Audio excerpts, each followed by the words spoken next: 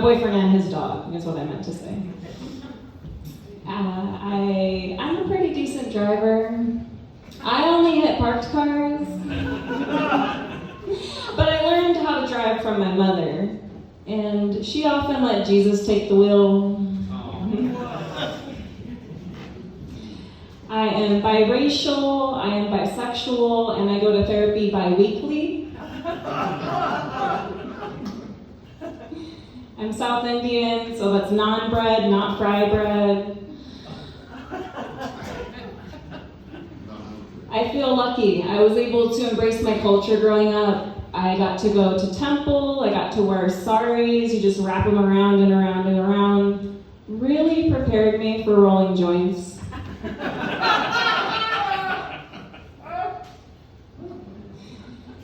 People don't always know what ethnicity I am, and there's people who do know. The people I go to for my hair usually know. The hairdresser's like, oh my goodness, you must be South Indian. The waxing lady. Oh my goodness. You must be South Indian.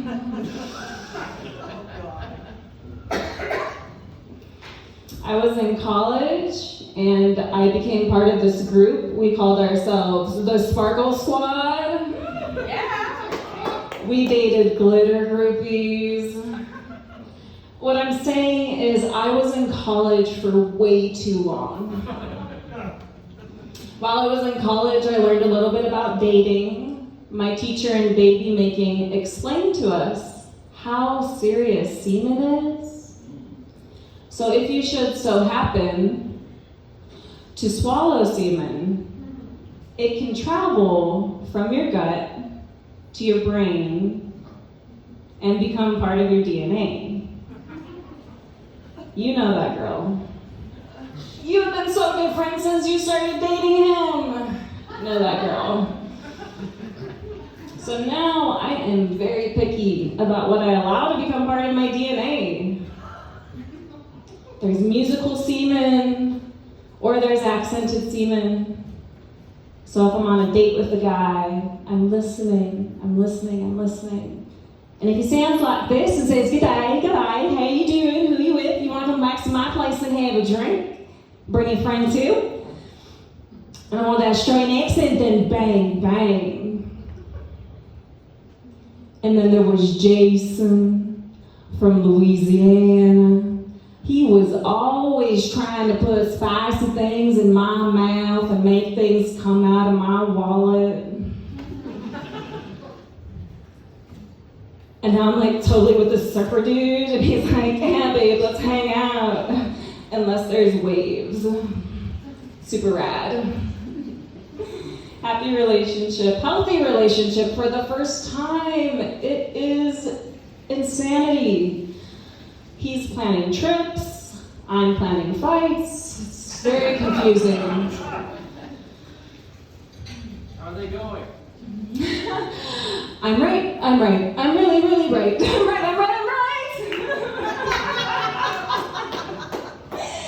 And then it goes great, yeah. I got a text from my sister. She was like, "I got a jackrabbit." I was like, "Wow, your son must be stoked." She's not talking to me anymore. I guess it's a sex toy. Yeah, awkward. But, you know, pets are okay. When I was in college, I actually met my best friend and I used to bunny sit. I met her, as you meet all best friends in college. I was knocking on everybody's door to see who had a lighter. Anybody else? I got to her door and she opened the door. 7-Eleven was too far away. That's why I didn't have a lighter. Too far to walk. And I looked at her and I was like, "Do you have a lighter?" And she kind of looked like she smoked weed. And she said yes. And we were best friends. I asked her if she smoked weed and we smoked a bowl together. She had a bunny, as do people who smoke weed. And I would bunny sit. I'd take her bunny to my dorm and then I'd go back to her room. One day, like as a stoner, I would pride myself on having a good stash. You know, you want your friends to come over and feel comfortable. But I ran out of weed, and there's this nasty thing I did. Anybody know what resin is? A couple of people. I know, I'm disgusting. This was college me. I'm a different person now. Yes. Like I was scraping my bowl. If you don't know what resin is, it's a small black tarry ball that you scrape out of your pipe, and then you put it back in your pipe. It's very redundant, and then you smoke it. And so I got this beautiful resin ball, and it rolled off the table. And so I went to grab it, threw it in my bowl, was smoking it, felt good. My friends came in and looked at it and told me that I was smoking rabbit shit. Courage.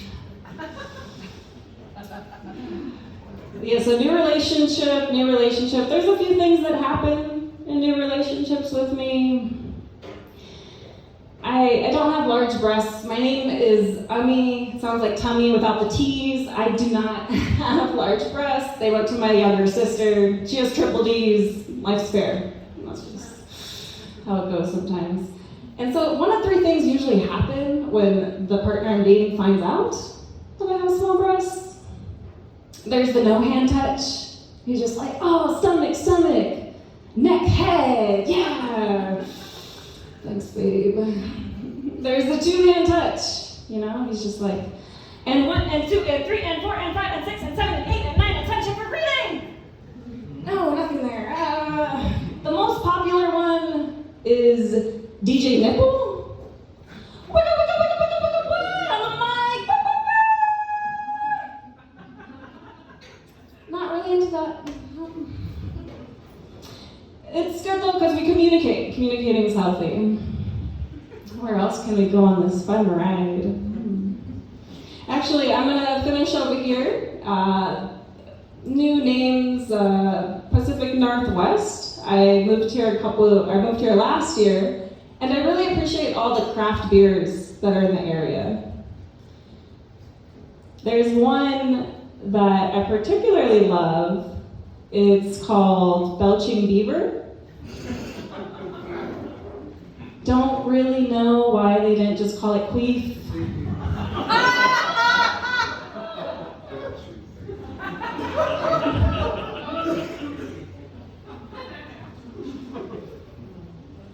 So I'm going to talk about the moon cycle a little bit. If that makes you uncomfortable, I just wanted to give you the warning.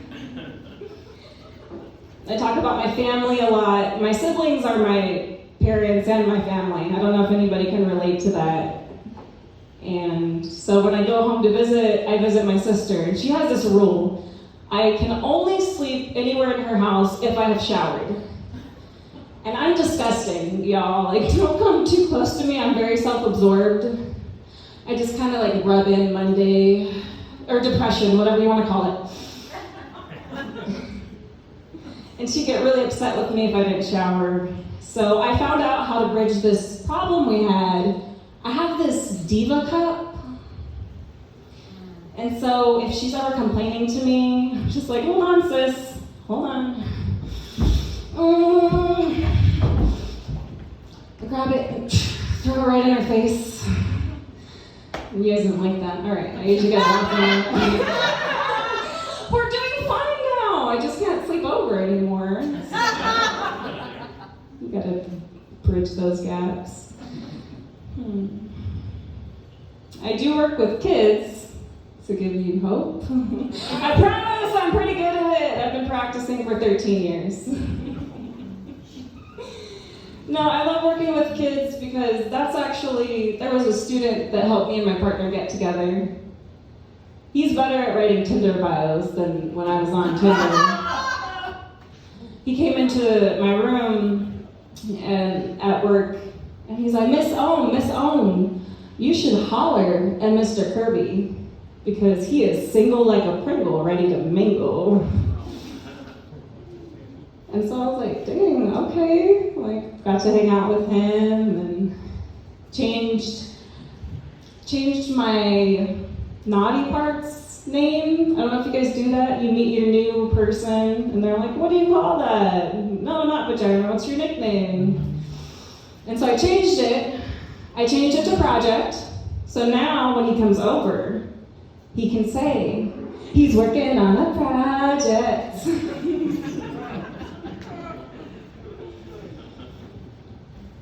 Another student asked me what incest was. You're supposed to tell the kid to ask their parents, which I know now. And then he said, no, Miss Ohm, insist. What does insist mean? You gotta love kids. I'm on the